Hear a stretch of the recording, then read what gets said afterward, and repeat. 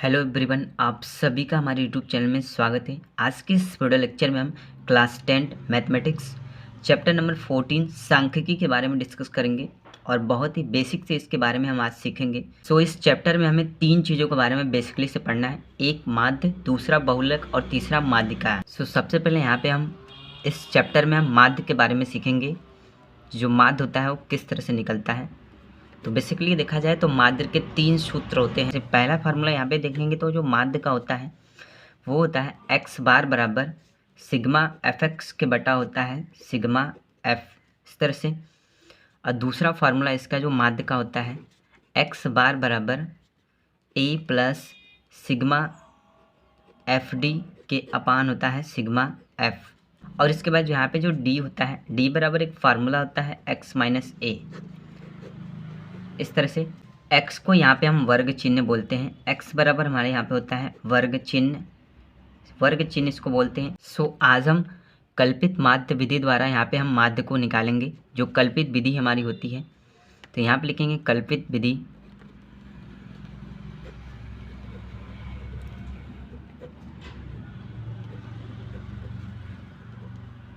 कल्पित विधि द्वारा जो माध्य हमारा निकलता है, सबसे पहले इसका फॉर्मूला हम देख लेंगे। तो ये होता है x बार बराबर a plus sigma F D के बटा होता है सिग्मा एफ।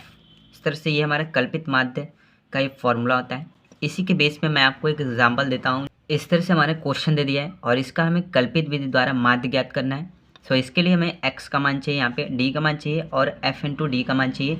तो x का मान यहाँ पे जिसको वर्ग चिन्ह बोलते हैं, निकालने के लिए यहाँ पे हमारा एक फार्मूला होता है।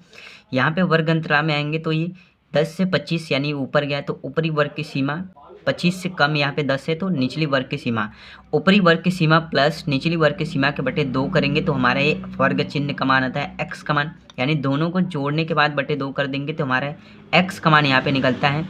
तो 10 को 25 को जोड़ने के बाद बटे यहाँ पे 2 कर देंगे तो हमारा ये आ जाएगा 17.5। ऐसे ही 25 को 40 में जोड़ने के बाद बटे 2 कर देंगे तो यहाँ से ये हमारा हो जाएगा 32.5। इसके बाद यहाँ पे 40 को 55 में जोड़ने के बाद बटे 2 कर देंगे तो ये हमारा हो जाएगा 47.5। इसके बाद यहाँ पे 55 को 70 में जोड़ के बटे 2 कर देंगे तो ये हमारा हो जाएगा 62.5। 70 को 85 में हम जोड़कर बटे यहाँ पे 2 कर देंगे तो ये हमारा हो जाएगा 77.5। इसके बाद 85 को 100 में जोड़कर बटे 2 कर देंगे तो ये हो जाएगा हमारा 95.5। अब इसके बाद इसमें हमें निकालना है d का मान। तो d बराबर एक फार्मूला होता है, d बराबर होता है x माइनस ए। से ये d बराबर ये फार्मूला होता है x माइनस ए। अब हमें x का मान पता है, a का मान पता करेंगे तो हमें d का मान निकलेगा। और a बराबर हमारा एक फार्मूला होता है a बराबर n/2। n बराबर होता है संख्या, पदों की संख्या बोलते हैं। और ये इसको जो संख्या होती है वो f सिग्मा f में गिनी जाती है। जैसे 1 2 3 4 5 6 यानी n का मान सम भी हो सकता है और विषम भी हो सकता है। फिर हम a का मान n का मान रख देंगे। a बराबर 6 के बटा 2 हो जाएगा, यहाँ से काटेंगे तो 3, a बराबर 3 आएगा। इसका मतलब ये हुआ कि हमें वर्ग चिन्ह में आना है और तीसरा पद लेना है तो a का मान होगा। वर्ग चिन्ह इस तरह से ये दे दिया है और इसमें हमें तीसरा पद, पहला पद, दूसरा पद, तीसरा पद ये a का मान हो जाएगा। a का मान 47.5 हो गया। अब इसके बाद d को मान निकालेंगे तो d बराबर x माइनस ए। तो यहाँ पे x का मान हमको पता है और a का मान भी हमको पता है, सबको घटा देंगे तो 47.5 x में से यहाँ पे घटाएंगे, 17.5 में से 47.5 यहाँ पे घटा देंगे, x माइनस ए हो जाएगा। तो x का मान यहाँ पे 17.5 दिया है, माइनस के 47.5 एक मान आया है, इसको घटा देंगे तो यहाँ पे आ जाएगा माइनस के 30। इसके बाद इस तरह से इनको घटा देंगे तो ये हमारा हो जाएगा माइनस के 15। 47.5 को 47.5 से घटा देंगे तो ये हो जाएगा 0। फिर इसके बाद यहाँ पे 62.5 में से 47.5 को यहाँ पे घटा देंगे तो ये हमारा हो जाएगा 15। 70.5 में से 47.5 को घटा देंगे तो ये हमारा हो जाएगा 30। 95.5 में से 47.5 को घटा देंगे तो ये हमारा हो जाएगा 45। अब इसके बाद हमें सिग्मा f इंटू डी का मान निकालना है। f इंटू डी यानी f और d का यहाँ पे गुणा है। f का मान यहाँ पे दिया है और d का मान यहाँ पे निकालें। 30 दूनी के 60, ये हो जाएगा माइनस के 60। 15 तिया 45, ये हो जाएगा माइनस के 45। अब इसके बाद यहाँ पे 0 का गुणा 7 में कर देंगे तो ये हो जाएगा 0। 15 का गुणा 6 में करेंगे तो ये हो जाएगा 90। 30 का गुणा 6 में करेंगे तो ये हो जाएगा 180।